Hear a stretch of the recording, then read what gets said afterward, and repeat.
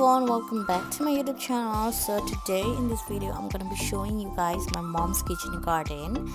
So yeah, let's get started. So as we walking through this gate, this is the main gate to enter my mom's kitchen garden. And यहाँबाट पस्दाखेरि चाहिँ, so the first thing we can see is your baby spinach जुन चाहिँ भर्खरै भइरहेको छ. So right side of my mom's kitchen garden हजुरहरूले चाहिँ यहाँनिर यो सागहरू देख्नुहुनेछ. स्पिनच फर्स्टमा चाहिँ चोइसम देखाउँदैछु हजुरहरूलाई, पाकिसकेको छ. अनि here we have some green chilies, सयपत्री फुल अझैसम्म पनि स्टिल छ. अनि here we have some green chilies. अनि यहाँ चाहिँ हाम्रो ब्रोकली होला, आई गेस ब्रोकली छ. I don't know what it is, broccoli or cauliflower दुईटामा एउटा हो, तर ब्रोकली होला. अनि त्यहाँबाट we have spinach. And here's my favourite pak चोय.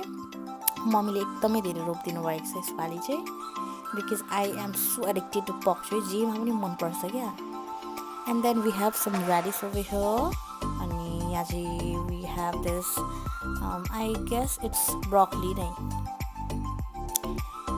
So moving on to next, we have spinach again. अनि स्पिनचले चाहिँ धेरै स्पिनच रोपेर चाहिँ मम्मीले चाहिँ गुन्द्रुक बनाउनुहुन्छ. त्यही भएर धेरै यो साग, रायो साग रोप्नुहुन्छ है. अब लेफ्ट साइडबाट हिँड्दाखेरि चाहिँ here we have pumpkin फुलिरहेछ. and then यताबाट जाँदाखेरि चाहिँ here we have एउटा cauliflower अनि spring onion. अनि त्यहाँबाट spinach. You can see a lot of spinach in my kitchen garden. अनि यसको लेफ्टमा चाहिँ गयौँ भने चाहिँ here we have some mint, fresh mint. अहिले सिजन होइन मिन्टको, त्यही भएर थोरै छ. And then here is the some fresh lettuce जुन चाहिँ मम्मीले भर्खरै रोप्नु भएको हो. And then here we have coriander, because coriander पनि मलाई एकदमै मनपर्छ. त्यही भएर मम्मीले धेरै ठाउँमा रोपिदिनु भएको छ कोरिएन्डर पनि. अनि here we have aubergine, के भन्छ बैगुन है. अनि here we have a lot of pak choy. यहाँसम्म भन्छ कि फेरि पनि यहाँ पनि हल्का पान छ, पानको पात छ. And then we have spinach and then green chilies again. अनि यहाँ चाहिँ लसुनहरू छ. लसुन चाहिँ एकदमै रोप्नुहुन्छ मम्मीले. प्याज चाहिँ यसपालि अर्को बारीमा रोप्नु भएको छ. यो चाहिँ घरको बारी हो है. अनि त्यहाँबाट एज वी वकिङ थ्रु फेरि स्ट्रेटबाट we have a lot of spinach, रायो साग. And then we have some mustard spinach, तोरीको साग. And then we have radish. So as you can see यहाँ पनि अझै कोरिएन्डर छ. कोरिएन्डर चाहिँ एकदमै धेरै रोपिदिनु भएको छ. जेमा पनि राम्रो लाग्छ कि कोरिएन्डर. आलुदम भयो, चिकन भयो, पोर्क भयो, जेमा पनि मनपर्छ. त्यही भएर माछा भयो. And then we have a lot of pak choy over here, some green chillies and tomatoes as well. अब यो टोमेटो पनि यो विन्टरकै सिजन रहेछ. And then we have lemon plant. अनि फुल पनि रहेछ किचन गार्डनमा. Here is some garlic as well. अनि यहाँ पनि अझै गार्लिक छ, रोप्नु भएको छ धेरै ठाउँमा. And then here we have some cauliflower. यो चाहिँ cauliflower हो 100%.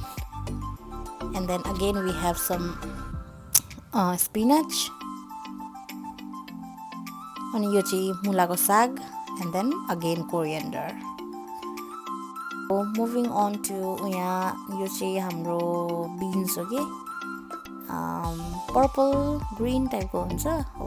यो के भन्छ खानासँग लाइक आलुसँग चाहिँ एकदमै मिठो हुन्छ विन्टरमा. यो चाहिँ हल्का ग्रिन अनि उयो भयो, के भन्छ पर्पल टाइपको भयो.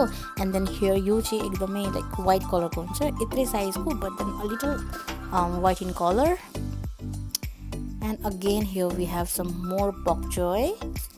एन्ड देन यो चाहिँ ग्रिन बिन्स भयो. अनि त्यो चाहिँ हाम्रो मैला डराउने ठाउँ at the end of our house. Hi, so this is the overall view of my mum's kitchen garden अनि I hope you liked it अनि यहाँ चाहिँ हाम्रो अदुवा पनि छ घरकै अदुवा खान्छौँ हामी म्याक्सिमम चाहिँ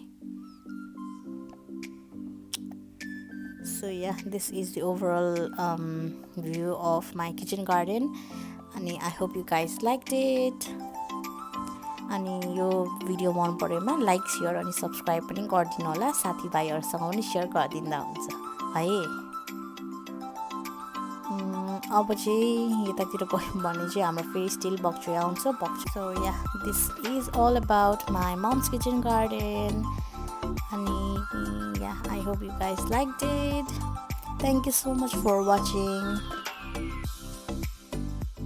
Bye. See you next time.